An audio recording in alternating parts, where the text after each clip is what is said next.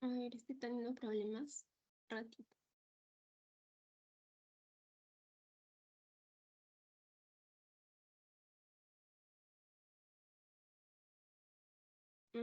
¿Me confirman si se puede ver? Yeah. Sí, Ya. Buenas tardes con todos. Soy Denise Scarlett López Damián. Soy coordinadora de actividades en simulación clínica en el CPA. Es un honor poder darles la bienvenida a este segundo día de repaso de fisiopatología. Recordemos que, como Pierre mencionó, este repaso llega gracias al proyecto Hermano Mayor, que también es una coordinación del CPA que busca ayudar a estudiantes como yo y como ustedes, con cursos que a veces se nos dificultan, ¿no? Que son Morfo 2 y Fisiopato. Así que también los invito a compartir nuestras redes, a seguirnos, para que se puedan desarrollar muchas más actividades y podamos seguir apoyándonos. El día de hoy vamos a seguir con este repaso. Los temas que se van a desarrollar van a ser shocks, TBP y SIT, para lo cual vamos a presentar a nuestra ponente.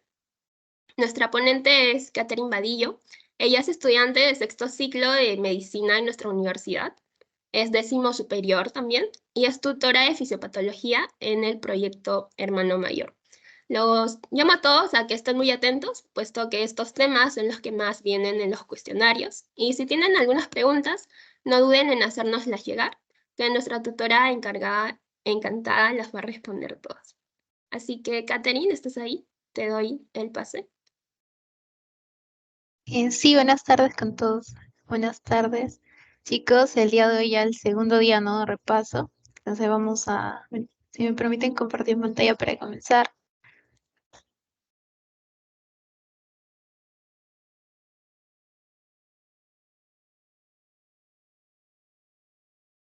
¿Ya puedes compartir pantalla? Sí. Bien. Entonces vamos a comenzar, chicos. Hay que estar bien atentos. Cualquier duda, escriben por el chat o prenden su micro, levantan la mano.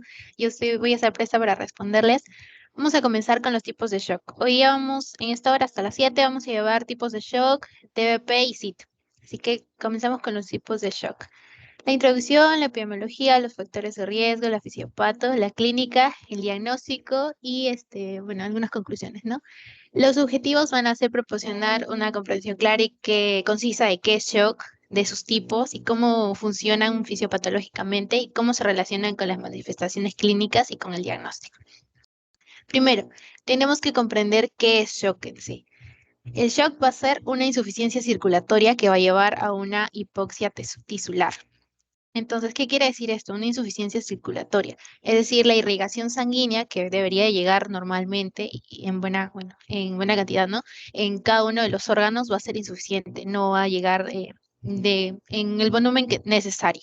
Y esto va a llevar a una hipoxia tisular, es decir, el oxígeno que debería ser llevado a los órganos no llega de buena manera, entonces lleva a una hipoxia tisular. Esto tenemos que tener bien en claro que un shock va a ser la insuficiencia circulatoria que posteriormente va a llevar a una hipoxia tisular. En el diagnóstico vamos a tener tres componentes principales que van a ser las manifestaciones clínicas de todos o la mayoría de los tipos de shock. Primero va a ser la hipotensión, la disminución de la presión arterial. Aquí lo he puesto en rojito precisamente porque no en todos los shocks vamos a tener inicialmente una hipotensión. Por ejemplo, en el shock séptico, que va a ser dentro del shock distributivo, vamos a tener de repente en algunos casos una normotensión o una hipertensión incluso por los mecanismos compensatorios.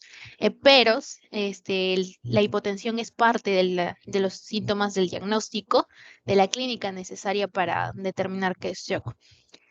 Luego vamos a tener una hipoperfusión tisular, precisamente porque existe una insuficiencia circulatoria, es decir, una disminución de la irrigación sanguínea en cada uno de los órganos, lo que va a llevar a una hipoperfusión tisular. Y por último, el tercer punto va a ser el aumento del lactato. Precisamente, a ver quién me puede decir, vamos a participar todos, ¿por qué es el aumento del lactato?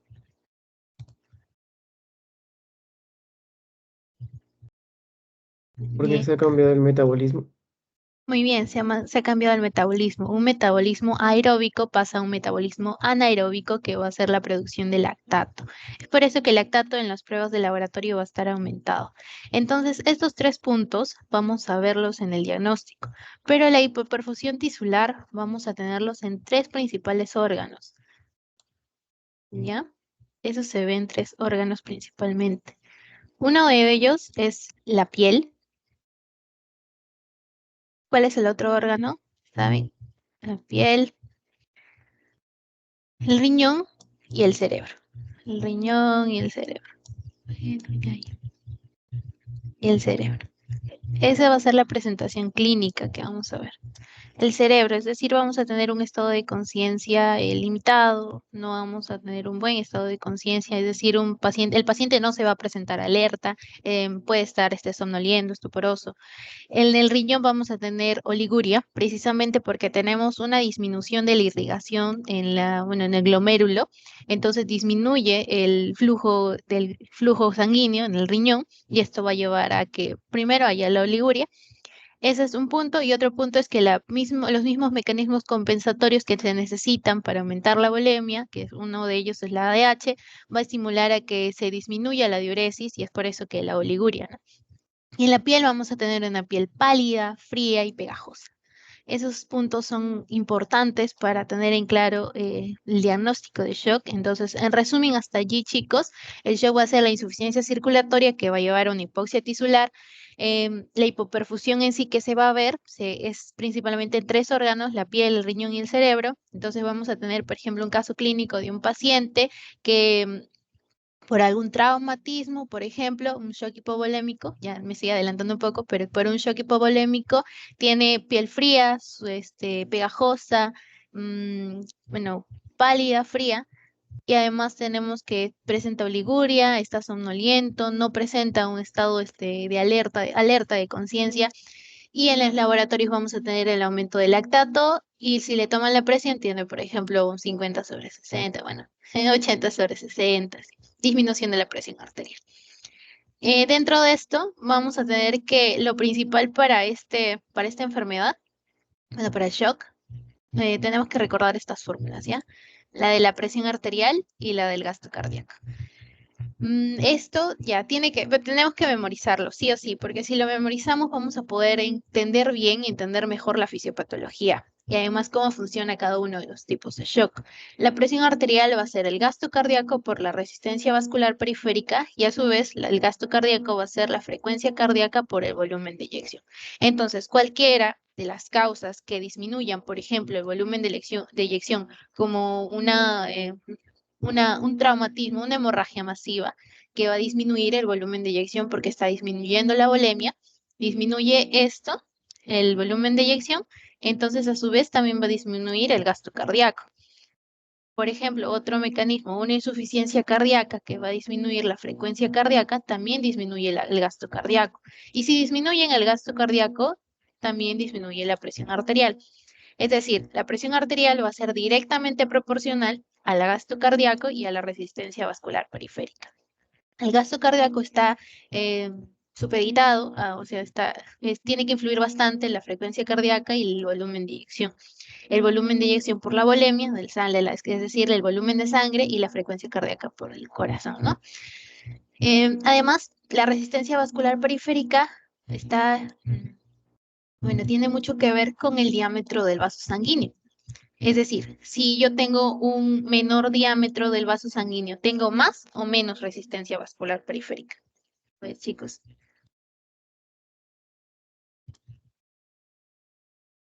Más resistencia. Más resistencia, muy bien. Más resistencia, precisamente porque si mientras más pequeño es el diámetro del vaso sanguíneo, va a entrar más difícil va a ser la entrada de sangre. Es por eso que mientras el diámetro, si es más grande, hay menos. Entonces, indirectamente proporcional. Más grande el diámetro, menos resistencia vascular periférica. Más pequeño el diámetro, más resistencia vascular periférica. Por eso, una vasodilatación va a disminuir la resistencia vascular periférica y esta va a disminuir la presión arterial. Y si entendemos todo esto, vamos a recién entender que cada uno de los tipos de shock van a actuar en estos factores.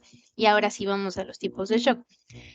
Principalmente, el shock, vamos a comenzar por el hipovolémico, que va a ser por una pérdida masiva de sangre, de plasma, por ejemplo, pérdidas gastrointestinales también, quemaduras, y las mismas hemorragias por un trauma van a disminuir la cantidad de sangre, el volumen sanguíneo, y esto va a actuar ¿en dónde?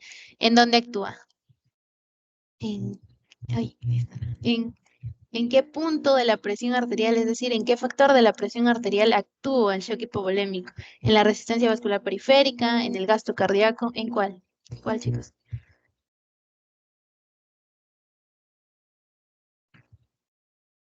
En el gasto cardíaco. Ya.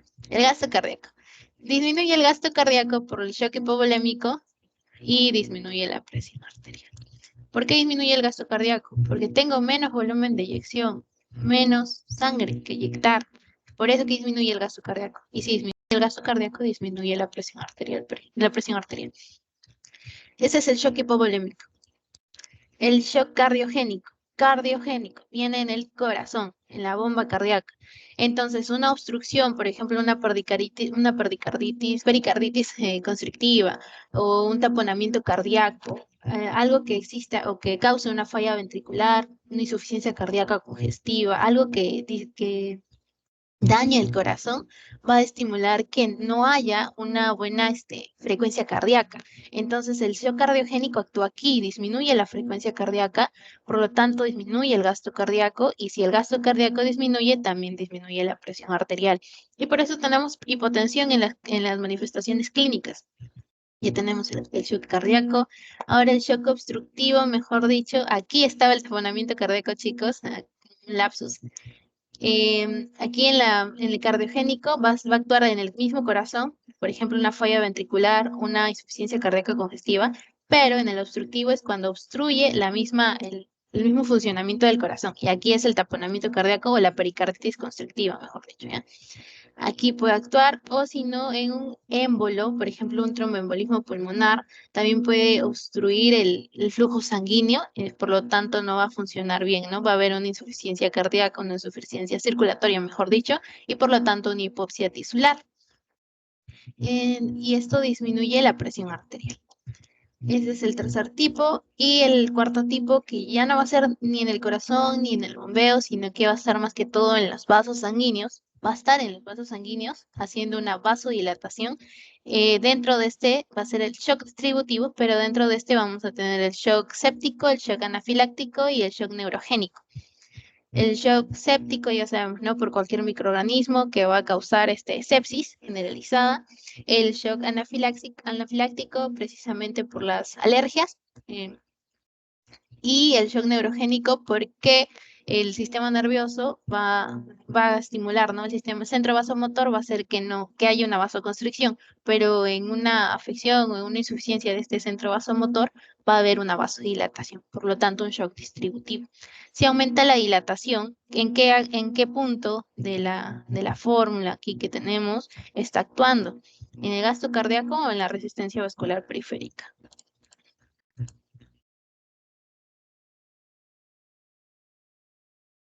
Participamos, chicos. A ver, ahí está el chat. En la resistencia en la RVP, muy bien. Resistencia vascular periférica. Actúa aquí. Entonces disminuye la resistencia vascular periférica porque aumentábamos el diámetro y esto a su vez hace que disminuya la presión arterial. Listo. Esos son los tipos de shock y vamos a seguir viendo algunas causas. Espero que haya quedado claro. Vamos a tener aquí la distribución de los tipos de shock. Principalmente el 62% es a partir de un shock distributivo, pero de tipo séptico. Luego sigue un shock hipovolémico y un shock cardiogénico en mayor cantidad, en mayor proporción. Después un shock distributivo no séptico, es decir, un shock anafiláctico o un shock neurogénico. Y por último, un shock obstructivo.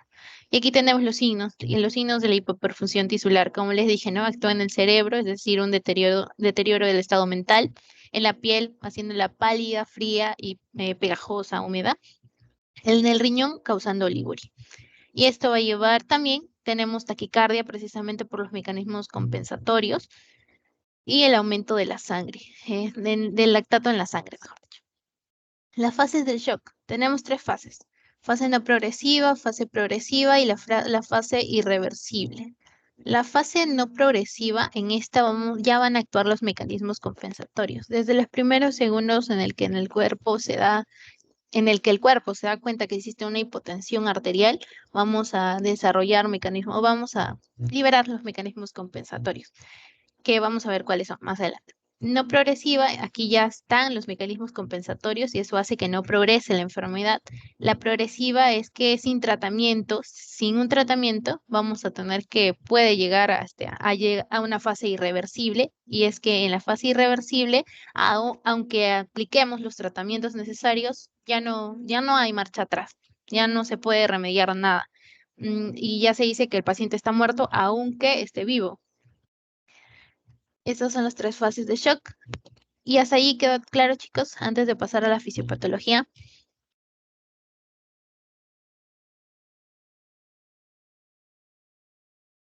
Y no, sí.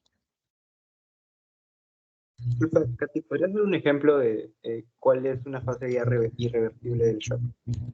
Bueno, cuando la hipotensión está muy baja, o sea, la presión arterial está muy baja y el paciente ya no responde a ningún tratamiento. Porque precisamente después de todos los mecanismos compensatorios que aquí entraban, aquí está. El último es más o menos a las 48 horas, es decir, a los 2 días después. Y ya se empiezan a absorber los líquidos de los espacios intersticiales y del aparato digestivo. Si ya existe daño tisular, o sea, y muerte celular, ya no hay marcha atrás, ya no se puede hacer nada. Y el paciente ya está prácticamente muerto, pero aunque siga vivo, aunque presente signos vitales. Esa sería una fase irreversible. Bien, entonces en la fisiopatología. En la fisiopatología vamos a tener que, como ya ustedes mismos dijeron, cambio el metabolismo. Un mecanismo aeróbico va a pasar a un metabolismo anaeróbico. Entonces se va a producir el ácido láctico, el lactato, empieza a haber un daño en la célula, la membrana se vuelve permeable, se liberan electrolitos y hay un deterioro de la bomba sodio-potasio. Esto daña la mitocondria y existe muerte celular. Ese es, de manera general, cómo se produce. Ya como una fase irreversible, ya tenemos muerte celular, la hipoperfusión tisular ha dañado mucho el órgano, entonces el órgano ya no funciona en sí, sobre todo los riñones, la piel y el cerebro ya. Y aquí tenemos lo que causaría una perfusión insuficiente, la función tisular, es decir, una acidosis metabólica debido al aumento del lactato. Esto genera una vasoconstricción principal, pone como un mecanismo compensatorio al inicio, pero después vamos a tener daño del endotelio y destrucción, disfunción y muerte de la célula. Y aquí tenemos las causas. Un shock hipovolémico vamos a tener causas como las hemorragias, las pérdidas gastrointestinales, las quemaduras, los vómitos masivos, ¿no?, en grandes cantidades. El shock obstructivo, vamos a tener aquí un embolismo, un TEP, un neumotórax, un taponamiento cardíaco, sí. Y en el shock distributivo vamos a tener dentro el shock séptico, el shock anafiláctico y el shock neurogénico. Por ejemplo, causas sepsis, anafilaxia, el shock neurogénico y la pancreatitis también. En el shock cardiogénico vamos a actuar directamente en el corazón. Eso quiere que quede claro.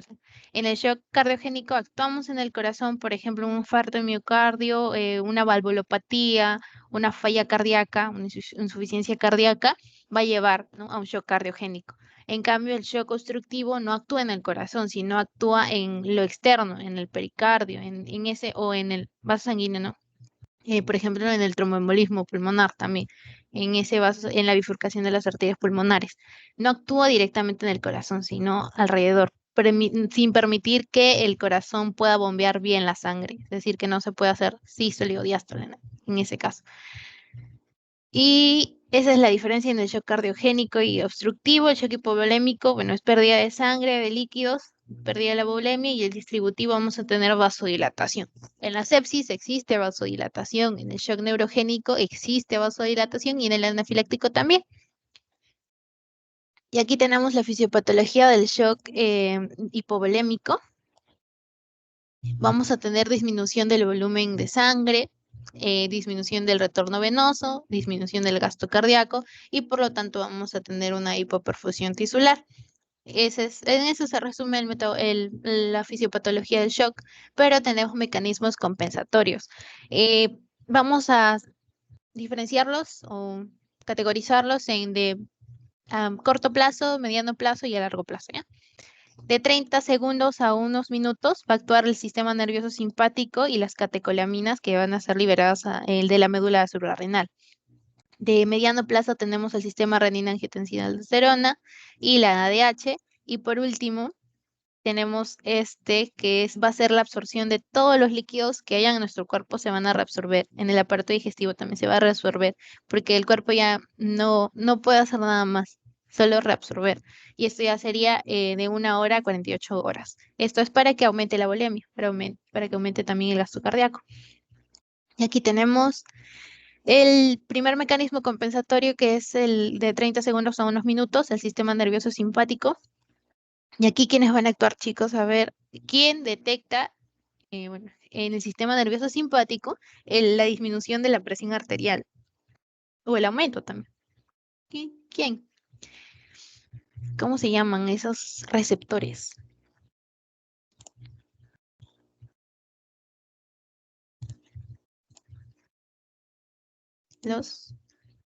Bueno, ahí está, a ver. Sí, los baroreceptores. Muy bien, Marife. Baroreceptores que se encuentran en el callado aórtico o en el seno carotidio van a detectar la disminución de la presión arterial.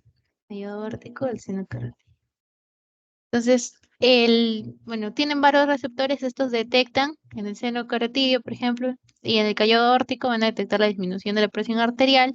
A través de los nervios de Hering van a ir al glosofaringio y el glosofaringio va a ir hasta el núcleo del tracto solitario en el bulbo, que es el tronco encefálico, ¿no es cierto, chicos?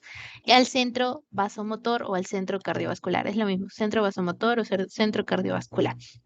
En este se va a estimular las neuronas eferentes, que van a ser las simpáticas, porque las simpáticas son las que aumentan la frecuencia cardíaca, y eso lo pueden recordar, ¿no? ¿Qué es lo que hace una persona cuando está en huida, cuando le están robando, por ejemplo? ¿Qué tiene que hacer? Su corazón empieza a latir más rápido, hace vasoconstricción. Entonces la respuesta va a ser a través de los nervios simpáticos, y estos van a aumentar la frecuencia cardíaca. Y además van a disminuir la estimulación parasimpática y aumentan la secreción de adrenalina y noradrenalina en la médula suprarrenal. Y esa adrenalina y noradrenalina actúan en los vasos sanguíneos haciendo una vasoconstricción. Entonces, el sistema nervioso simpático actúa ¿dónde? Actúa aquí, aumentando la frecuencia cardíaca, por lo tanto aumenta el gasto cardíaco. Y si aumenta el gasto cardíaco, aumenta la presión arterial. Y también actúa aquí en la resistencia vascular periférica, porque disminuye el diámetro del vaso sanguíneo, por lo tanto aumenta la resistencia vascular periférica y aumenta la presión arterial. Entonces ya estamos teniendo un método compensatorio para aumentar la presión arterial. Solucionamos la hipotensión. Y si aumenta la presión, aumenta el gasto cardíaco, vamos a tener un aumento de la irrigación en los tejidos, por lo tanto vamos a disminuir los síntomas, ¿no? Esto es solo de los 30 segundos a unos minutos. Cuando no funciona bien este mecanismo, es decir, cuando ya no está compensando suficientemente el shock, vamos a pasar al otro mecanismo, que es el del sistema renina-angiotensina-aldosterona y el de la ADH. ¿Cómo? Bueno, en el aparato yuxtaglomerular, los riñones, vamos a tener células yuxtaglomerulares que tienen mecanorreceptores y estos detectan la disminución del flujo sanguíneo, es decir, la disminución de la presión arterial, por lo tanto, liberan renina a partir de las células yuxtaglomerulares. Y esa renina va a estar en la sangre, ¿no? Y el hígado que siempre está sintetizando o formando angiotensinógeno va a hacer que gracias a la renina, se convierta en angiotensina 1. Y la ACE o la ECA, enzima convertidora de angiotensina, va a diferenciar, bueno, va a cambiar, va a convertir la angiotensina 1 a angiotensina 2. Y la angiotensina 2 es un potente, ¿qué es un potente qué, chicos? ¿Qué hace la angiotensina 2? Potente, Vasoconstrictor. muy bien, vasoconstrictor, es un potente vasoconstrictor. Va a actuar en la arteriola eferente del glomérulo, ¿no? Y va a cerrarla, vasoconstricción. Entonces va a haber como mayor flujo sanguíneo y va a estimular a que las nefronas no se mueran, ¿no? Ese es uno. También actúa a nivel de los vasos sanguíneos. Tiene dos receptores, la angiotensina 2, que va a ser el receptor de angiotensina 2 tipo 1 y tipo 2. El tipo 2 va a actuar en los vasos sanguíneos, haciendo también vasoconstricción, y el tipo 1 va a actuar en la médula suprarrenal, estimulando la liberación de aldosterona. Entonces, la aldosterona, que ya está siendo liberada por la zona glomerular, si no me equivoco, de la médula suprarrenal, va a liberarse y va a estimular a las células del túbulo colector y va a hacer que se reabsorba más sodio. Y si reabsorbe más sodio, se reabsorbe más agua, porque el sodio jala el agua. Y aumentamos la volemia. Aumentamos la volemia, aumentamos el gasto cardíaco y por lo tanto aumentamos la presión arterial. Además, la angiotensina 2 va a estimular la liberación de ADH en menores cantidades. También lo que libera la liberación, no, lo que estimula la liberación de ADH en el... ¿Qué núcleo? ¿Se acuerdan, chicos? No es fisiopatía, bueno, es fisiología, ¿no? Pero ya. En el núcleo supraóptico hiperventricular del hipotálamo va a sintetizarse y luego va a liberarse a la neurohipófisis y de la neurohipófisis va a liberarse el ADH. Y la ADH, ¿qué va a hacer? Va a aumentar la absorción de agua por las acoporinas. También puede hacer vasoconstricción. Y esto hace que aumente la volemia. Entonces ya estamos arreglando algo de aquí, ¿no? Que es el gasto cardíaco. Y si aumentamos el gasto cardíaco, aumentamos la presión arterial. Ese es otro de los mecanismos, que es de 10 minutos a 1 hora. Pero si ya todo esto ya no ha hecho nada y sigue el paciente con la sepsis porque no cede, la sepsis, por ejemplo, un shock hipovolémico sigue perdiendo sangre, entonces el último mecanismo va a ser el de reabsorber agua a partir del sistema digestivo. Ese es el shock hipovolémico. Y el shock cardiogénico. Bueno, estos mecanismos compensatorios actúan en todo lado, actúan en todo tipo de shock. Bueno, ese no, ¿no? En la absorción de líquidos aumenta la volemia, también actúa en todo tipo de shock. Ya está listo. El shock cardiogénico, como ya les dije, no, disminuye la contractibilidad cardíaca, actúa directamente en el corazón y también, por lo tanto, disminuye la frecuencia cardíaca, disminuye el gasto cardíaco, entonces disminuye la perfusión tisular. En el shock obstructivo ya no estamos dejando que el corazón pueda bombear bien la sangre, por ejemplo, por un tromboembolismo pulmonar, un taponamiento cardíaco, una pericarditis obstructiva. Vamos a tener un shock obstructivo. Y el último tipo de shock, que va a ser un shock distributivo, va a ser dividido en shock anafiláctico, el shock séptico y el shock neurogénico. Como ya les expliqué, los tres tipos van a ser vasodilatación. Y la vasodilatación va a hacer que disminuya la resistencia vascular periférica y por lo tanto disminuya la presión arterial. Hasta allí, ¿alguna duda? Creo que se quedó claro. A ver, dígame algo para pasar, si no, al siguiente tema. TBP. Todo Una claro. pregunta, ¿el distributivo también hace vasodilatación? El distributivo en sí es vasodilatación, el único que va a hacer vasodilatación. Dentro de esto vamos a tener el séptico, al anafiláctico y al neurogénico. El neurogénico, ¿cómo hace vasodilatación? Como sabemos, ¿no? El ciscentro vasomotor va a hacer que haya un tono vascular. El vaso sanguíneo que tiene que tener un tono, a ver, ¿así? Va a perder el tono, entonces va a vasodilatarse, va a extenderse, ¿no? Va a aumentar su diámetro. Por eso hace vasodilatación. La anafilaxia también hace vasodilatación. O sea, cuando tienes una alergia, estás vasodilatando los vasos sanguíneos. Y el otro tipo que es el shock, los mecanismos, bueno, las bacterias, los microbios, hacen que haya una vasodilatación. Por eso el shock distributivo hace vasodilatación. Los demás no.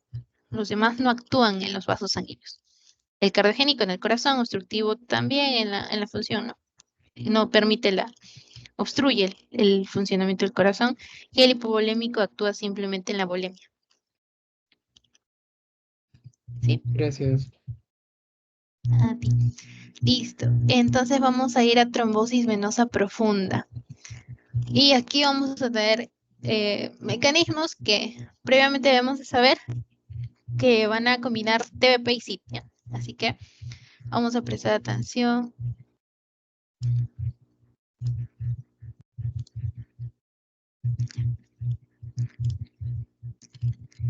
Aquí tenemos los contenidos, los objetivos y vamos ahora sí. El tromboembolismo venoso, bueno, la trombosis venosa profunda está dentro de una enfermedad, bueno, sí, un síndrome, ¿no?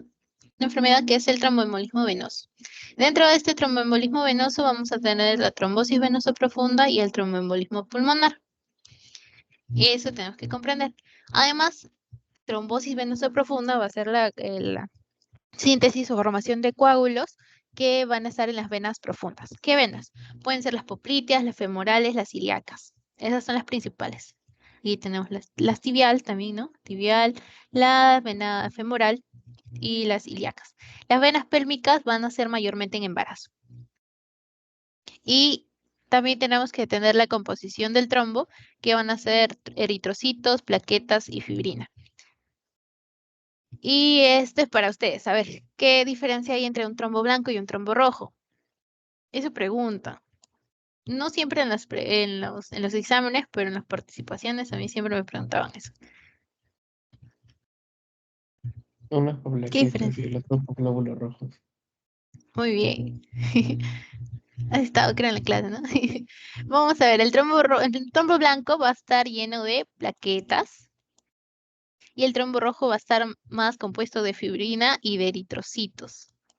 ¿Ya? No quiere decir que no existan plaquetas en el trombo rojo, sino que hay más eritrocitos y más fibrina, por eso le da el nombre, no trombo rojo. Y esto va a verse, el trombo blanco va a ser arterial y el trombo rojo va a ser venoso. Las localizaciones comunes, ya les dije, ¿no? Popliteas, femorales, ilíacas y pélvicas mayormente en embarazo. Aquí debemos de recordar la triada Virchow, que va a ser toda la fisiopatología de esta enfermedad. Factores que dañen el endotelio, una lesión endotelial, como por ejemplo el tabaquismo, la obesidad, porque generan inflamación. El tabaco hace que se liberan radicales libres, porque daña el endotelio, ¿no? Y los radicales libres inflaman, es una inflamación. La hipercolesterolemia, precisamente porque la placa ateromatosa que se forma por la hipercolesterolemia, va a ver, también va a estimular la inflamación. Y esto genera una lesión endotelial, por lo tanto una trombosis. Otro punto de la triada es la hipercoagulabilidad. Puede ser adquirida o heredada. En heredada vamos a tener el factor 5 Leiden, es una mutación del factor 5. El factor 5 va a ser un factor liberado por las plaquetas para la coagulación, pero en el factor 5 Leiden este factor 5 va a estar como que no va a hacer caso a la proteína anticoagulante que se va a hacer la proteína C. Entonces va a ser como inmune, ¿no? No puede ser dañada ni suprimida por la proteína C. Entonces va a ser el factor 5 de Leiden. Esa es heredada.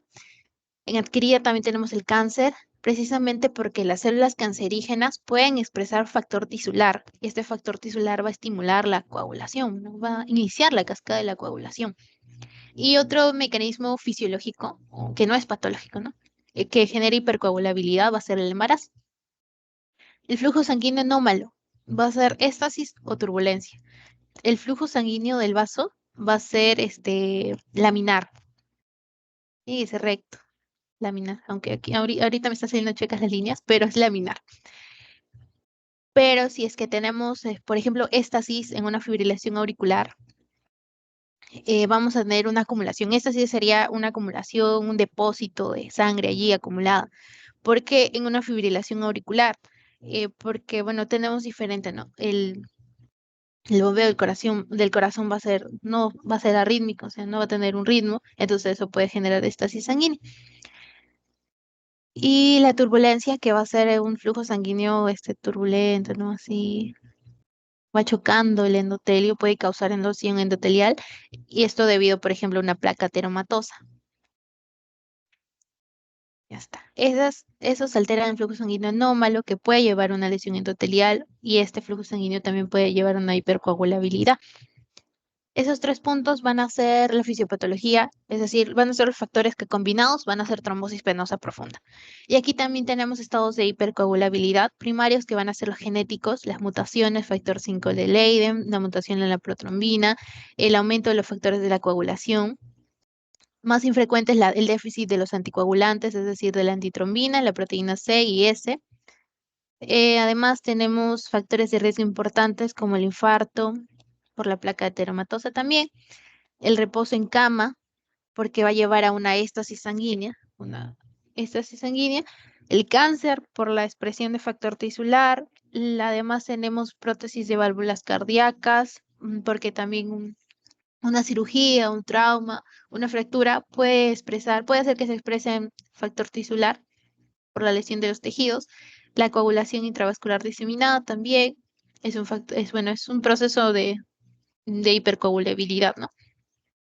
Pero no es un factor de riesgo de TBP, sino es un momento, una enfermedad, ¿no? Que va a ser en un estado de hipercoagulabilidad.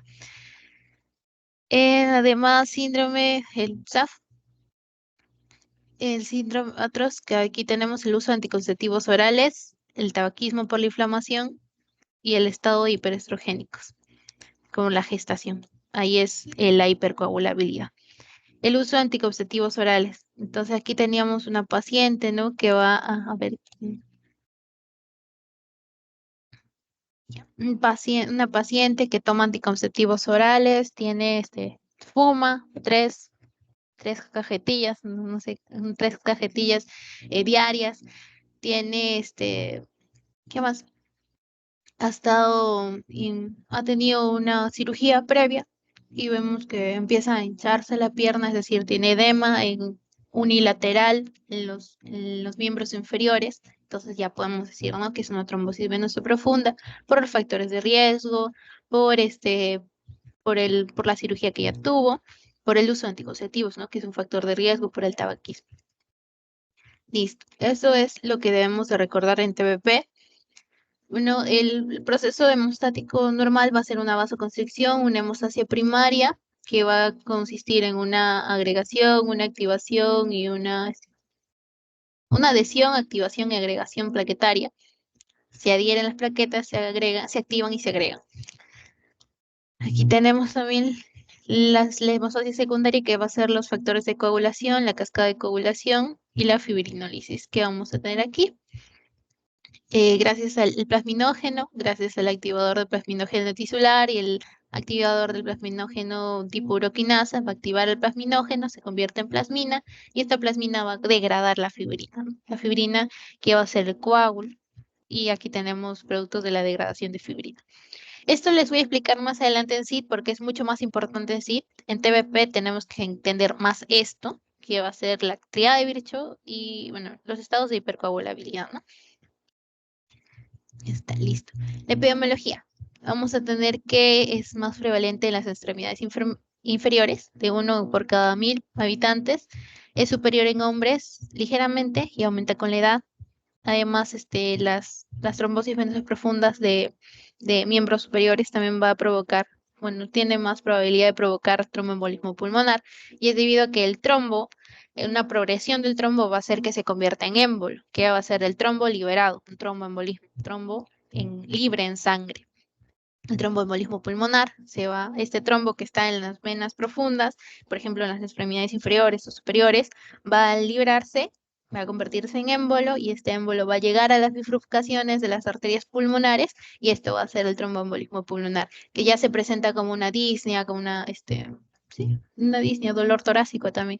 Es la tercera causa de muerte después de la enfermedad coronaria y el ACV isquémico. Mayor tasa en personas de raza negra, luego blancos y luego chinos. los factores de riesgo. Tenemos factores fuertes, moderados y débiles, ¿no? Para que exista una trombosis venosa. Fuertes, una cirugía mayor debido a la expresión de factor tisular, traumatismos igual y el cáncer. Precisamente porque, como ya les dije, las células tumorales pueden expresar factor tisular. Los factores moderados van a ser las deficiencias de los anticoagulantes y las mutaciones de procoagulantes. Moderados adquiridos va a ser el estilo de vida, la obesidad, el tabaquismo, los viajes de larga distancia, precisamente por la estasis sanguínea, el reposo en cama, los anticonceptivos orales, y débilmente son otras variantes genéticas conocidas. En cuanto a las variantes genéticas o los factores de riesgo genéticos, vamos a tener dos puntos o dos categorías principales, ¿no? Va a ser mutación de pérdida de función de los anticoagulantes, precisamente porque si tú pierdes anticoagulantes vas a tener un estado coagulatorio, ¿no? De hipercoagulabilidad. Y si ganas función en proteínas coagulantes, vamos a tener más coágulos. Por eso es que pierdes función en proteína C, S y antitrombina y aumentas la función en el factor 5 y la protrombina. Esta mutación del factor 5 se llama factor 5 Leiden, que es un examen que pides al paciente, ¿no? Que sospechas trombosis venosa profunda. Y vamos ahora sí a la fisiopatología. ¿Hasta ahí alguna pregunta, chicos? No, sí. Bueno, vamos entonces a la fisiopatología. Flujo sanguíneo alterado. Tenemos aquí los 3 puntos de la tríada de Virchow: disfunción endotelial, hipercoagulabilidad plasmática. ¿Y cómo se altera el flujo sanguíneo? Las venas tienen válvulas. Y estas válvulas, vamos a llamarlas que son muy sensibles. O sea, ¿cuáles son? Son lloronas, ¿ya? Porque cualquier cosa que cambie, así sea mínimo, lo detectan. Entonces son muy sensibles a la hipoxia. Por ejemplo, una estasis sanguínea, porque está mucho tiempo, meses a meses en cama, y aparte tiene, no sé, un estado de hipercoagulabilidad porque, bueno, aumenta, ¿no? Empieza a fumar. Es una persona que fuma, así, hace tiempo. Entonces, tiene esa predisposición, ese conjunto de factores para hacer trombos. Precisamente ahora ha tenido una cirugía y está meses en cama, descansando. Esta válvula detecta la estasis sanguínea por la hipoxia que existe en el vaso sanguíneo, bueno, en la vena, y las proteínas coagulantes que normalmente expresa, ya no está expresando y empieza a expresar otro tipo, por ejemplo, el factor tisular. Es por eso que aquí tiene bastante que ver las válvulas de las venas, ¿ya? En el flujo sanguíneo alterado. Cualquier flujo sanguíneo anómalo, es decir, turbulencia o éstasis, va a hacer que la válvula lo detecte y ya no exprese proteínas o lo que expresa normalmente. ¿Qué es lo que expresa normalmente? A ver, ¿recuerdan? ¿Qué es lo que expresa la válvula? Bueno, el endotelio venoso. El endotelio en sí, cualquier vaso sanguíneo, para que no Factor exista tisular. coagulación. No, antes, anticoagulantes. Porque sí, después se expresa factor tisular, pero no me refiero en la fisiopatología, sino de manera normal. ¿Qué debería expresar un vaso sanguíneo en el endotelio? Aquí está. SKLF2. Bueno, ese es el factor de Kruppel-Like factor, pero sí, ayuda para la síntesis de trombomodulina. Normalmente debería expresar trombomodulina, sulfato de heparina, liberar óxido nítrico, prostaciclina, y en la sangre tener proteínas anticoagulantes como la proteína CS y la antitrombina. Eso es de manera normal. Un vaso sanguíneo hace eso, expresa sulfato de heparina, expresa trombomodulina, óxido nítrico, prostaciclina, y en la sangre vamos a tener proteína C, S o antitrombina. Pero aquí está, en esta parte está lo normal y aquí está lo patológico. Ya. Pero como hay una difusión endotelial, como dijo ahí, no sé quién dijo, pero ya ahí dijo, ¿no? El KLF2. KLF2 es la expresión del factor de transcripción Kruppel-Like factor. Este factor de transcripción estimula la síntesis de trombomodulina y esto va a ser, un anticoagulante, ¿no? Pero en este caso, en la enfermedad, vamos a tener que disminuye esta transcripción del Kruppel-Like factor y se expresa más que todo el aumento del factor nuclear kappa beta. Entonces, este factor nuclear kappa beta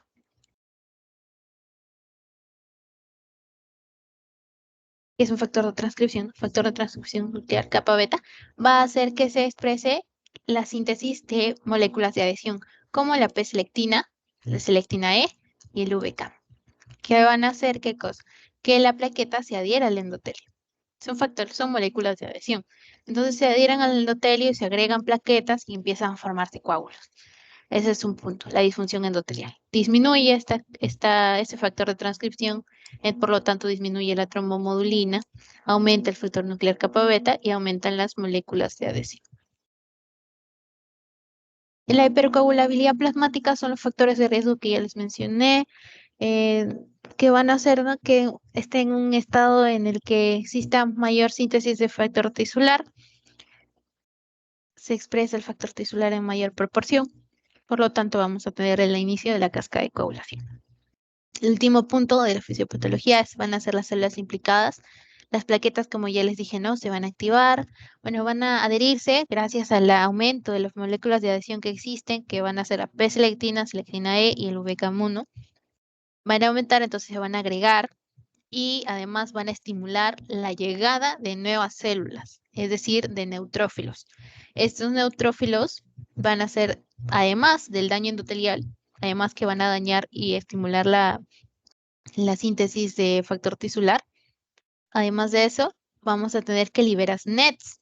Los NETs, que no son las trampas extracelulares de neutrófilos, van a tener en ellos ADN, histonas, ARN, además pueden tener MPO, que sería la mieloperoxidasa, elastasa, y proteasas que degradan, ¿no?, los microbios. Tendrían que degradar microbios, pero en este caso no, porque simplemente hay inflamación, pero no microbios. Van a activar el factor 12. El ADN y el ARN de estas NETs activan al factor 12 y el factor 12 actúa en la cascada de coagulación.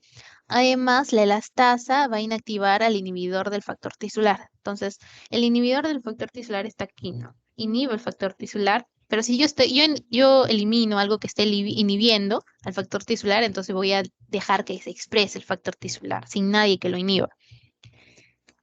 Además, vamos a tener también las microvesículas, que van a ser vesículas con factor tisular. El factor tisular que va a iniciar la cascada de coagulación, por eso estamos formando trombos y es por eso una trombosis venosa profunda. Y la última célula implicada va a ser el glóbulo rojo, el eritrocito, que normalmente se creía que no hacía nada, pero en bueno, se está viendo, ¿no?, que expresan, bueno, que tienen en su membrana la fosfatidilcerina y esta es una molécula coagulante, procoagulante, entonces va a estimular también la coagulación. Y así se forma el trombo. Se forma el trombo y eso va a llevar a los síntomas. Hasta allí, chicos, ¿se entendió toda la fisiopatología?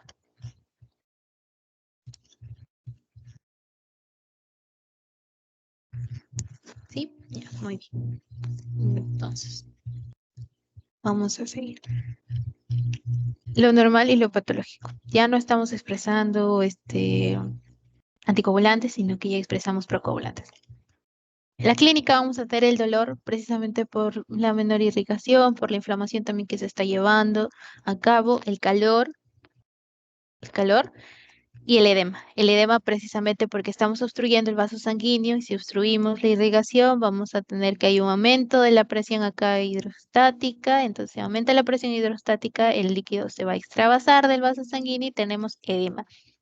Normalmente esta enfermedad se presenta como un edema unilateral, caliente a la palpación, o sea, vamos a tener una temperatura caliente, doloroso, y precisamente por el dolor vamos a tener el signo de Hoffmann positivo. El signo de Hoffmann, ¿qué es el signo de Hoffmann? Les voy a mostrar un video porque más se entiende con video que yo explicándoles. Mm, a ver.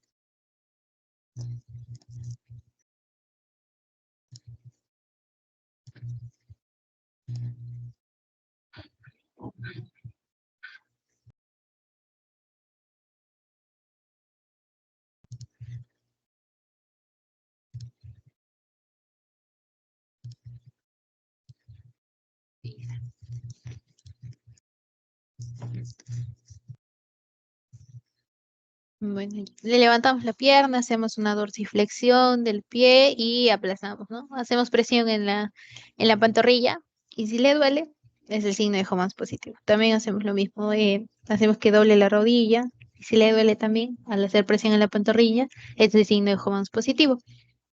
Precisamente porque tenemos trombosis en las venas profundas, en las venas popliteas. Listo, esa sería la clínica. Aquí tenemos, ¿no? El edema unilateral, caliente se ve, el dolor que existe. Y los criterios del diagnóstico. Vamos a tener que los criterios de Wells, que también son para TEP, también han sido modificados para TBP. Si tenemos una neoplasia activa, vamos a ponerle un punto, precisamente porque las células tumorales expresan factor tisular y el factor tisular inicia la cascada de coagulación. Entonces tenemos un trombo. La parálisis por la estasis venosa, la inmovilización también por la estasis venosa, la cirugía mayor precisamente por una lesión, por ejemplo, en el endotelio que puede haber causado, aumenta un punto, un punto, un punto. El dolor localizado en extremidades inferiores también puede ser en extremidades superiores, así que tenemos el dolor en la extremidad inferior, en este caso aumentamos un punto. La tumefacción, es decir, el edema, un punto. Asimetría del tobillo, diámetro del tobillo, 3 centímetros, el aumento. Un punto. El edema con fobia en la pierna afectada, un punto. Las venas superficiales dilatadas. Y si tenemos un diagnóstico alternativo probable, le disminuimos 2 puntos. Existe una probabilidad alta si es que hay mayor de 2 puntos, probabilidad media de 1 a 2 y la probabilidad baja de 1 punto. Si es baja esta probabilidad, hacemos otros estudios como el dímero D. ¿Por qué? Porque el dímero D actúa aquí. A ver, voy a subir aquí. El dímero D va a contabilizar o medir, mejor dicho, los productos de degradación de fibrina. Entonces, si estamos formando trombos, nuestro cuerpo como mecanismo inmediato va a empezar la fibrinólisis. Entonces, si existe fibrinólisis, va a haber degradación, entonces degradación de fibrina. Y esos productos son los que mide el dímero D. Por lo tanto, el dímero D va a estar elevado. Pero si está normal, descartamos ya TBP. Si está normal, dímero D, vamos a llevar ya una ultrasonografía de compresión o una angiografía computarizada o puede ser una ultrasonografía Doppler o que se dice la ecodoppler, ¿no? Positivo, si es positivo vamos a diagnosticar TBP o TEP también y si es negativo ya descartamos la enfermedad. Y así es la trombosis venosa profunda, chicos. ¿Alguna duda? Para ir a CIT. No se cansen, nosotros podemos, todavía podemos. Ahora sí, vamos a CIT entonces. CIT, población intravascular diseminada, los objetivos, y aquí vamos a ir a la introducción. Va a ser una enfermedad sistémica caracterizada por la activación también sistémica, ¿no? De la cascada de coagulación.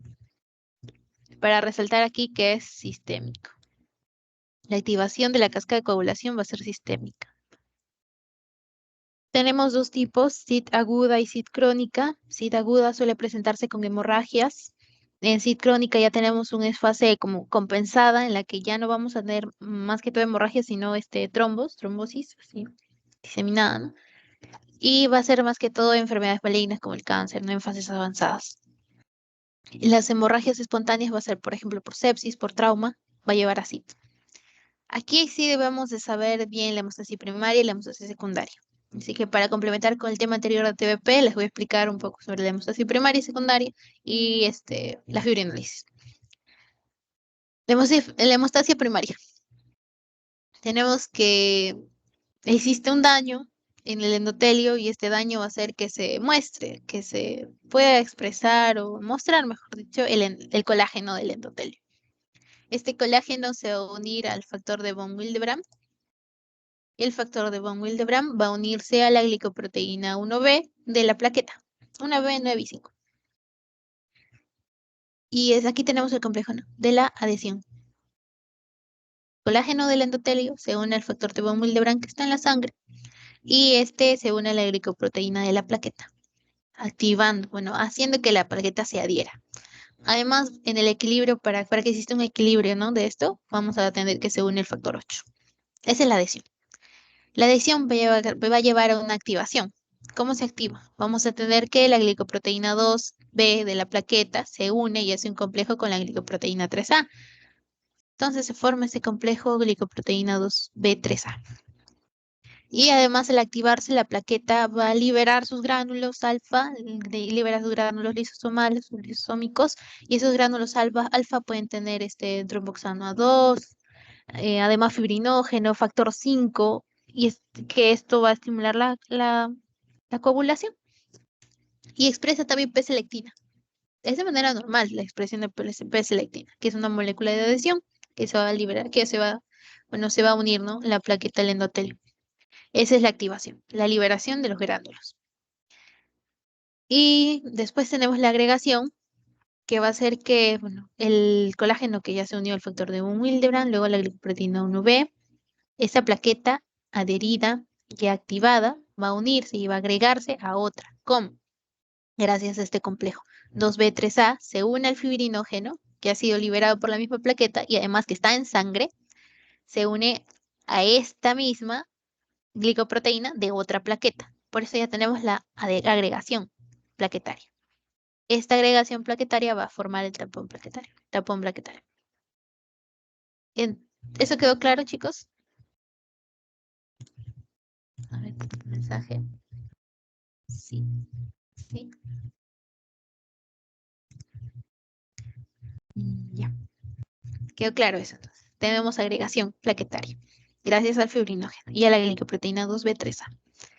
Esa es la hemostasia primaria. Ahora la hemostasia secundaria va a ser gracias al factor tisular. Esa es la nueva teoría. Ya no vamos a hablar de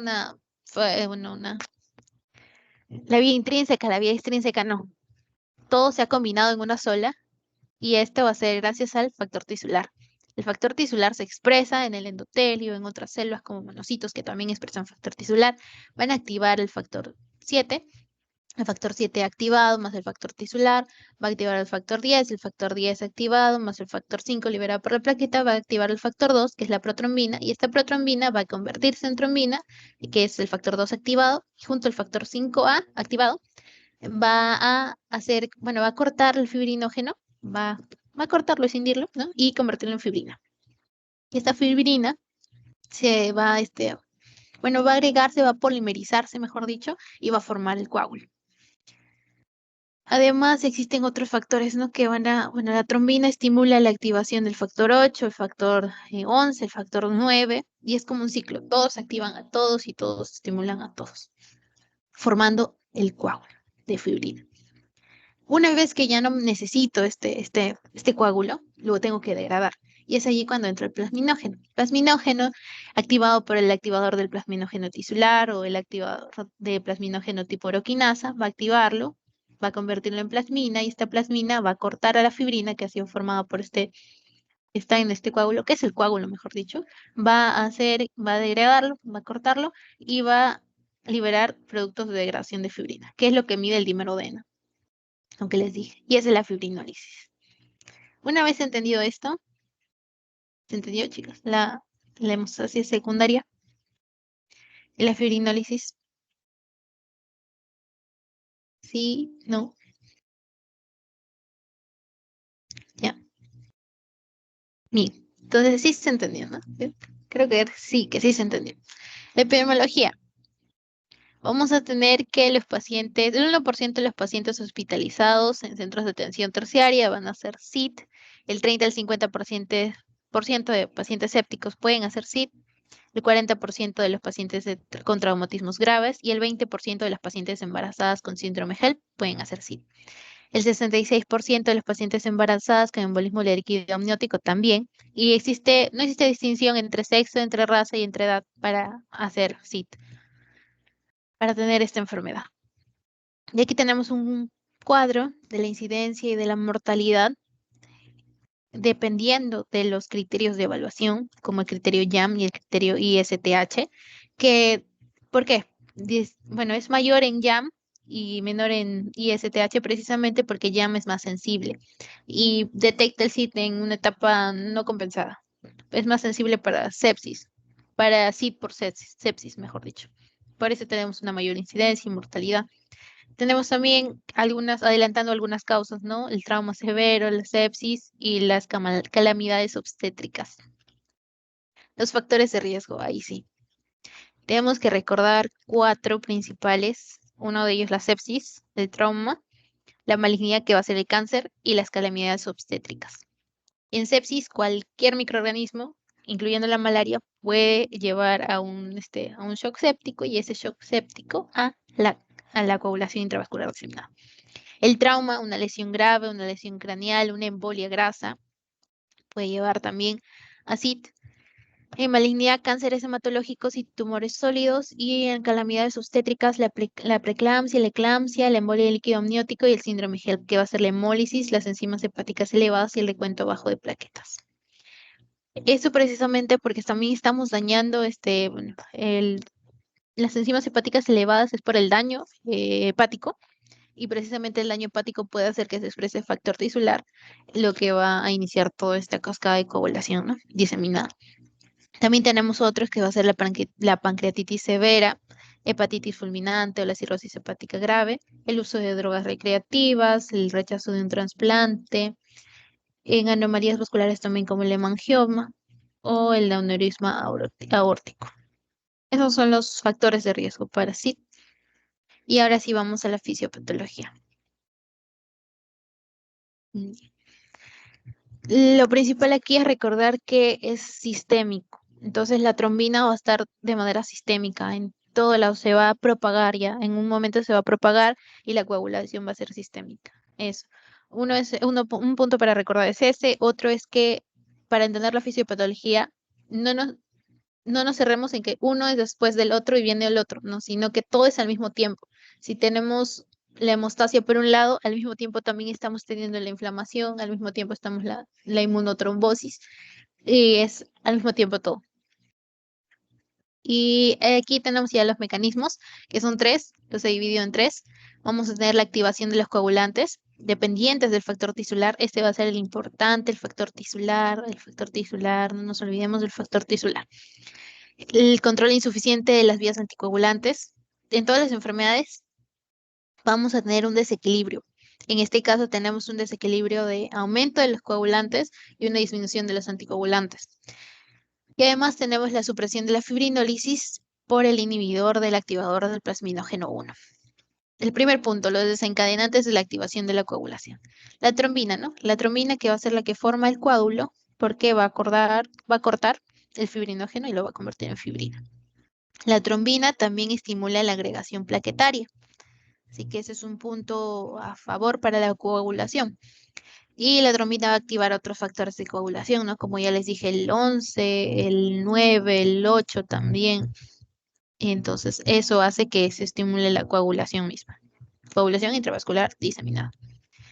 La trombina y además el factor tisular. Y ahí lo vamos a dividir en 2 grupos.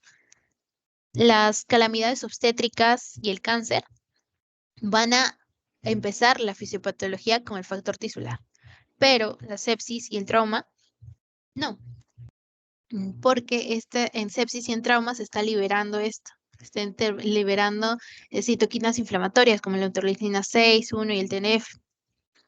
Entonces, este recién hace que se active el factor tisular en sepsis y en trauma. Pero en calamidades obstétricas que incluyen la preeclampsia, la embolia del líquido amniótico, la eclampsia, vamos a tener que se expresa ya el factor tisular y este inicia la cascada de coagulación. ¿En dónde se expresa el factor tisular? En monocitos, en las células endoteliales que están siendo perturbadas precisamente por la preeclampsia, la eclampsia o la embolia del líquido amniótico o el cáncer mismo. Se expresa factor tisular. Los monocitos también expresan factor tisular. Y además vamos a tener que los leucocitos, uno de ellos los neutrófilos, se piensa, ¿no?, que pueden expresar factor tisular, pero más que todo estos van a expresar factor tisular a partir de otras células. O sea, atribuyen como que agarran el factor tisular de otras células y lo expresan ellos mismos, pero no a partir de que ellos lo sintetizan, sino de otras, en los leucocitos, los neutrófilos, mejor dicho, que son los leucocitos, ¿no? Y esto va a activar la agregación plaquetaria. El factor tisular va a estimular, ¿no?, toda esta cascada, se activa la trombina y esta trombina también puede estimular a las plaquetas y va a formar el coágulo de fibrina. Activa las plaquetas. Estas plaquetas también pueden ser activadas por el factor activador de plaquetas, que va a ser en casos de sepsis y de trauma por la inflamación. Se libera factor activador de plaquetas y esta activación de plaquetas va a hacer que se exprese P-selectina. En esta imagen que les expliqué, les decía, ¿no?, que la activación de la plaqueta va a ser también la expresión de P-selectina en la plaqueta. Y esta P-selectina va a hacer que la plaqueta se adhiera al endotelio y además se adhiera a células mononucleares. ¿Y qué es lo que hace? Expresa la síntesis también en estas células mononucleares de factor tisular. Entonces, este factor tisular empieza de nuevo la cascada de coagulación. Por lo tanto, ya tenemos un ciclo, ¿no?, en donde le vamos a dar un punto más en los factores coagulatorios, la coagulación. Pero ahí debería actuar los anticoagulantes. En sepsis, bueno, en SID, estos anticoagulantes son defectuosos. Hasta allí el primer punto, chicos, los desencadenantes de la activación de la coagulación. ¿Se entiende? ¿Queda claro?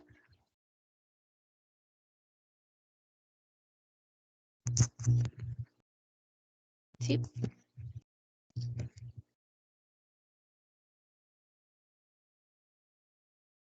Ya. Entonces, vamos a continuar, ¿no? El segundo punto. El segundo punto va a ser la propagación de esta activación de la coagulación. Como ya les dije, ¿no?, la trombina es diseminada, o sea, es todo sistémico, pero también deberíamos de tener factores anticoagulantes. Estos son tres. La antitrombina, que va a actuar inhibiendo la trombina. Aquí tenemos la antitrombina inhibiendo la trombina. También inhibe al factor 10A unido al factor 5. Tenemos otros anticoagulantes como la proteína C activada, que va a ser con su cofactor la proteína S, que actúa aquí también en el factor 5 y en el factor 8. Y tenemos también el inhibidor de la vía del factor tisular, que actúa en el factor tisular. Esos tres están defectuosos en esta enfermedad. La antitrombina, ¿por qué? Porque, bueno, en la sepsis y en la sepsis, mejor dicho, existe una disminución de la síntesis de proteínas, entonces está disminuyéndose la síntesis de antitrombina. Ese es un punto. Además que la disfunción endotelial hace que aumente la permeabilidad vascular. Entonces esta antitrombina se está liberando al intersticio, ¿no?, por esta permeabilidad vascular. Entonces disminuye la antitrombina. Además, tenemos que en sepsis, gracias al daño endotelial, vamos a tener una disminución de la expresión del sulfato de heparina, que era uno de los factores anticoagulantes, como le explicaba en TBP. Aquí lo teníamos, el sulfato de heparina. Era un factor anticoagulante en el endotelio. Este disminuye porque en la sepsis vamos a tener una disminución de la síntesis de proteoglucanos y el sulfato de heparina es un proteoglucano, mejor dicho. Entonces, si disminuye la síntesis de proteoglucanos, va a disminuir la síntesis de sulfato de heparina y ese sulfato de heparina estimulaba la activación de la antitrombina. Entonces, también disminuye la activación de antitrombina. Ya tenemos eliminada esta vía de la anticoagulación. Tenemos también la proteína C activada y su cofactor, la proteína S. ¿Cómo se activa? Se activa gracias a un complejo que va a ser la trombina trombomodulina, que va a activar la proteína C y la va a convertir en proteína C activada. Esta trombina trombomodulina también va a activar al TAFI, que sería el inhibidor de la fibrinólisis activado por trombina. Entonces, si estamos activando a lo que inhibe la fibrinólisis, disminuimos la fibrinólisis. Por lo tanto, los trombos formados se van a quedar más tiempo. Entonces, esto es un desequilibrio, ¿no?, de la anticoagulación y la coagulación. Y además, en sepsis y en trauma, hay una supresión simplemente de la proteína C activada, ya no la tenemos, entonces ya no va a actuar aquí en el factor 5A, por lo tanto va a estimular, va a dejar, ¿no?, que siga la cascada de coagulación formándose la polimerización de fibrina, que es el coágulo. Además, tenemos que el inhibidor de la vía del factor tisular ya no sirve. Por lo tanto, si ya no tenemos esto, el factor tisular sigue haciendo de las suyas y empieza a sintetizar, a hacer más cascada de coagulación y se forma el coágulo. Ya no tenemos estos tres mecanismos eliminados, entonces se siguen formando coágulos y además de que se siguen formando coágulos, ya no tenemos algo que los degrade precisamente porque existe una fibrinólisis desactivada, gracias a el inhibidor del activador del plasminógeno. El inhibidor del activador del plasminógeno. Aquí tenemos el activador del plasminógeno, y si lo eliminamos, gracias a al inhibidor de este activador, vamos a tener que ya el plasminógeno no se convierte en plasmina y ya no va a degradar la fibrina. Por lo tanto, tenemos una fibrinólisis desactivada. Esto ya es más adelante, no es al inicio de la enfermedad. Al inicio de la enfermedad empieza bastante la fibrinólisis, hasta que llega un pico y ya luego baja. Y tenemos una vía de unión. Ya no solo tenemos la coagulación y por otro lado la síntesis de proteínas proinflamatorias o de citoquinas inflamatorias, sino que tenemos una unión y esta va a ser los PAR, que son los receptores activados por proteasas. Como ya les dije, ¿no? La inflamación que va a ser por la sepsis, por el trauma, y además porque gracias a las plaquetas se vienen a agregar más monocitos, más neutrófilos, van a liberar esto, el factor de necrosis tumoral, interleucina 6 e interleucina 1, y esto daña el endotelio y empieza a seguir más la coagulación.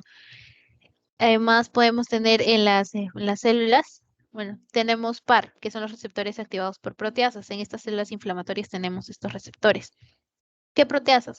Todos los factores de coagulación son proteasas. Y estos son la trombina, el factor 10A, 10 activado, mejor dicho, el factor tisular 7 activado, que es el complejo, que inicia, ¿no?, la cascada de coagulación. El par 1, 3 y 4 va a ser receptor de trombina, y el par 2 va a ser receptor del factor 10 y el factor tisular unido al factor 7 activado.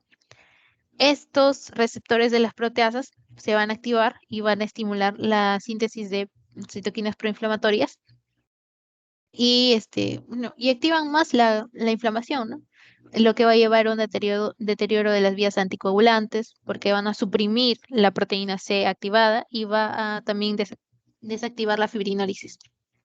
Entonces tenemos una vía de unión.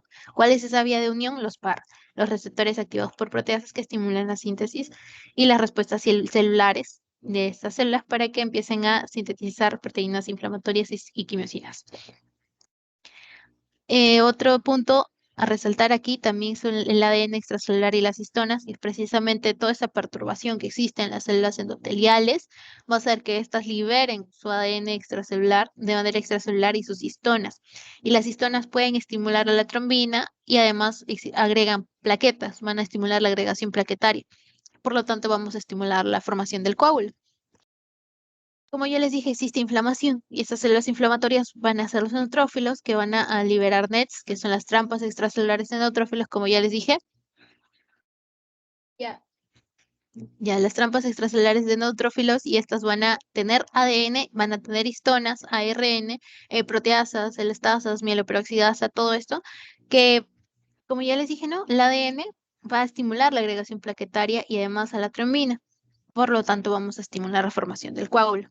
Además, activan al factor 12, activan al inhibidor, inactivan, mejor dicho, al inhibidor de la vía del factor tisular y van a ser como una malla de unión de las plaquetas. Vamos a pensarlo como si fuera un andamio, ¿no? Estos NETs en donde las plaquetas se van a ir agregando y van a darle volumen, ¿no? Van a darle todo un coágulo grande estos NETs. Además de la liberación de ADN e histonas que van a seguir agregando las plaquetas.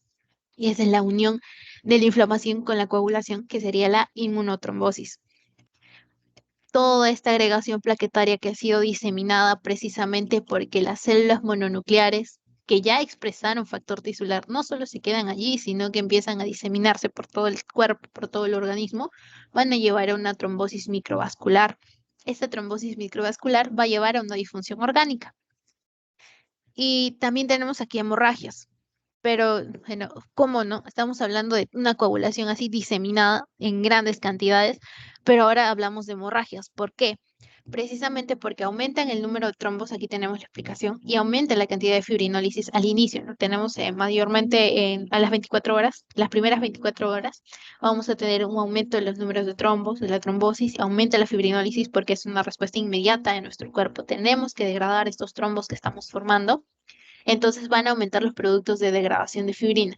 Y esto va a impedir la formación de nuevos coágulos, porque le dice a tu cuerpo, ¿no? Tenemos muchos productos de degradación precisamente porque estamos formando muchos coágulos. Ya no podemos formar más. Y allí es cuando la fibrinólisis se desactiva, gracias a este factor que ya les dije, que es el inhibidor del activador del plasminógeno 1. La fibrinólisis se desactiva, entonces tenemos ahora una etapa de trombosis. Por eso que en la SID crónica vamos a tener trombosis y no hemorragias, porque ya empieza una etapa en la que se desactiva la fibrinólisis. Pero en la SID aguda, que es la que normalmente se ve, ¿no? Que es por las que se ve las hemorragias, vamos a tener ya no solo esto, sino que tenemos estamos gastando y gastando demasiados productos o demasiada materia prima, que serían los factores de coagulación.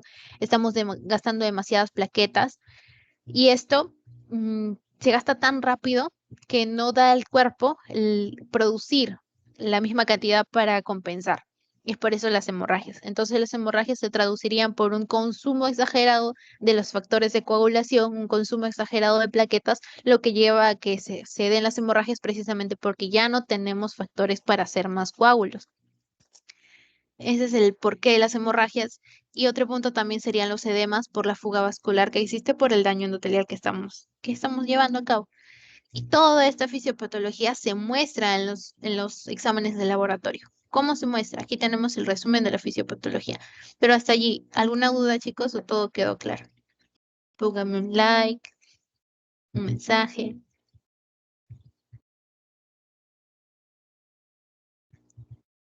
Muy bien, gracias. Muy bien, entonces quedó claro. Y aquí tenemos el resumen. Tenemos la activación intravascular de la coagulación, una activación diseminada.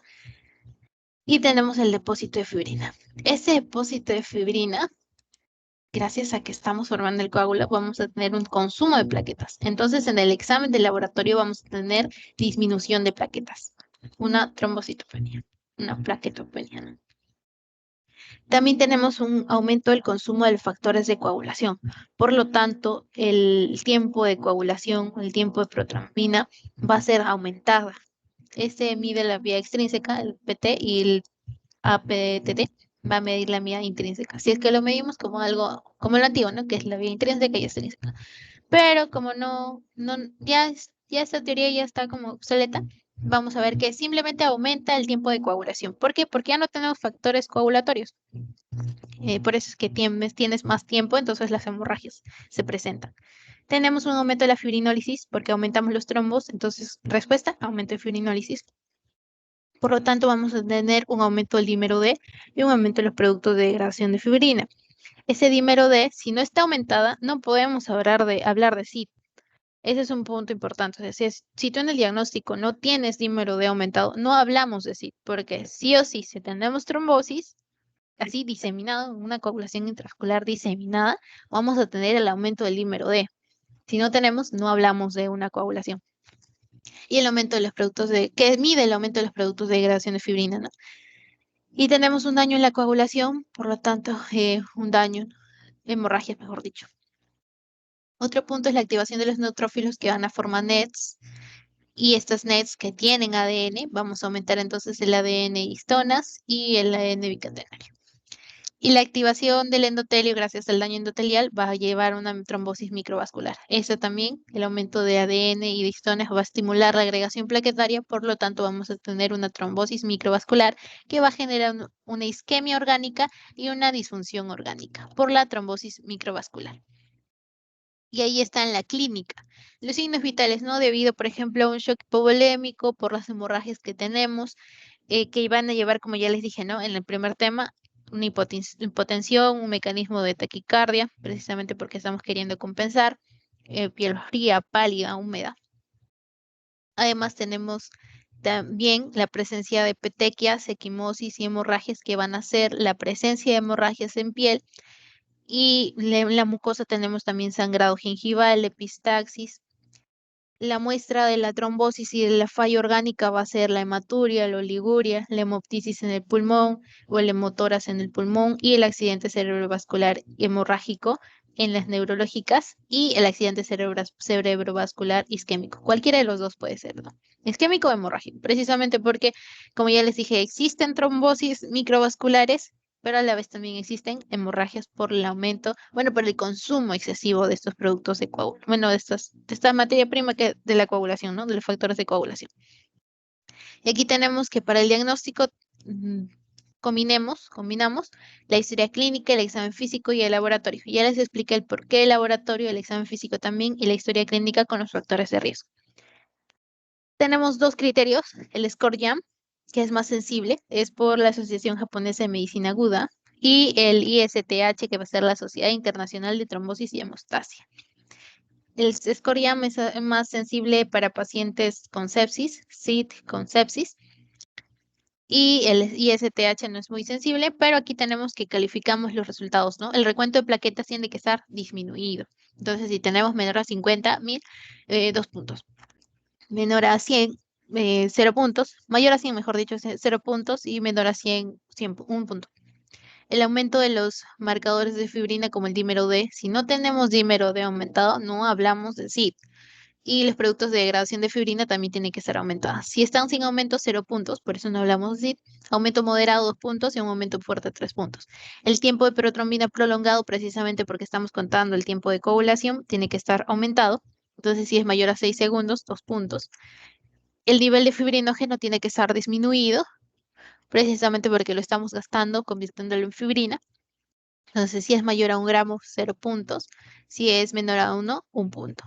Y calculamos la puntuación. Si es mayor a 5, vamos a estar hablando de una SID manifiesta y vamos a repetir la puntuación diariamente. Si tenemos menor a 5 puntos, va a ser una SID no manifiesta, pero igual tenemos que repetir la puntuación diariamente. En cuanto al SCORE-JAM, vamos a tener ya otro punto que va a ser el síndrome de respuesta inflamatoria sistémica, que va a ser por la sepsis. Le va a aumentar bueno, le va a aumentar 1 punto. Las plaquetas también tienen que estar disminuidas.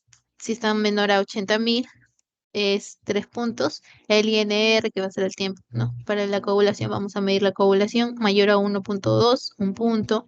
El dímero D tiene que estar aumentado, mayor a 25 microgramos por mililitro, 3 puntos. Y el fibrinógeno disminuido, menor a 35, 1 punto. Si tenemos más de 4 puntos, estamos hablando de un SID, una coagulación intravascular diseminada. Y aquí tenemos ya el laboratorio y una diferencia de que en una SID aguda que va a ser con hemorragias, es decir, descompensada, porque ya no le damos tiempo al cuerpo para que empiece a producir más plaquetas o producir más factores de coagulación. Y el SID crónica que ya va a ser compensada, entonces tenemos, por ejemplo, el recuento de plaquetas ya va a ser normal, porque sí tenemos tiempo para producir más plaquetas, el tiempo de protrombina también normal, porque ya estamos produciendo factores de coagulación, pero el dímero D va a ser aumentado en los dos. El fibrinógeno, aquí tenemos plasmático reducido en el SID aguda, SID descompensada, pero normal o elevado en el SID crónico, SID crónica. Listo, chicos, eso fue todo. Espero que haya quedado claro. Bien. ¿Alguna pregunta?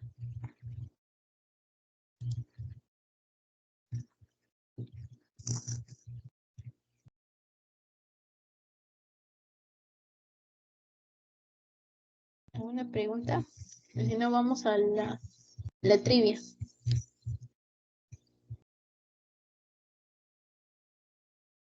Al quiz. Sí, Catherine, creo que no hay preguntas. Podemos pasar al quiz. Ya, ahí le voy a mandar.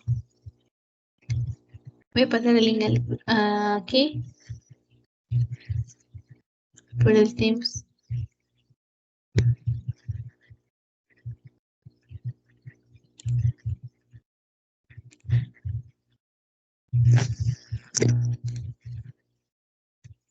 Ya está, listo.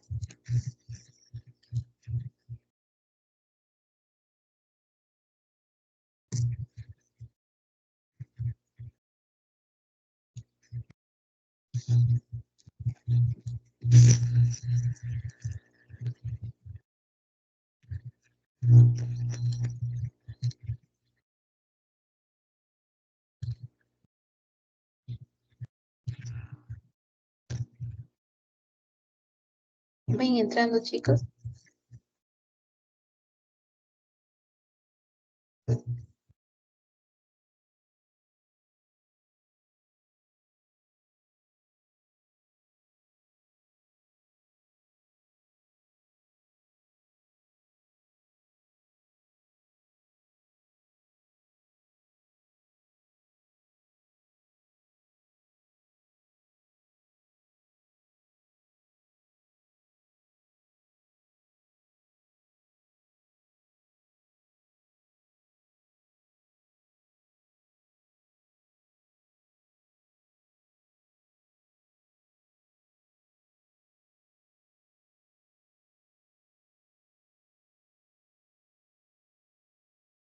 Bien, chicos, entonces la trivia queda para la casa, porque, bueno, para que ya continuemos con el otro tema, tengan su descanso. Creo que tienen ahorita su descanso. Y la resolución la voy a enviar al grupo, así que vayan resolviéndolo. Si quieren, lo responden en su descanso o más tardecito les envío la resolución, ¿ya? Entonces, como no quedó ninguna duda, cualquier pregunta me escriben. Normal, estoy dispuesta a responderles. Gracias. Hasta luego. Sí, gracias a ti, Caterina. Ha sido una clase muy bonita. Explicaste muy bien los temas. Espero que a todos les haya servido para su cuestionario. Y en nombre de Proyecto Hermano Mayor, te reitero las gracias por esta bonita clase.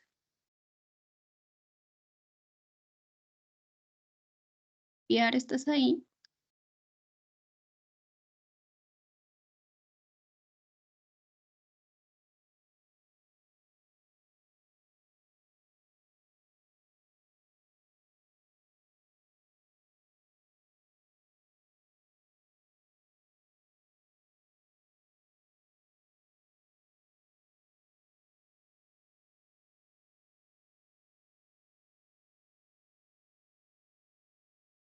Ok, chicos, esperemos 10 minutos para seguir con la siguiente ponencia.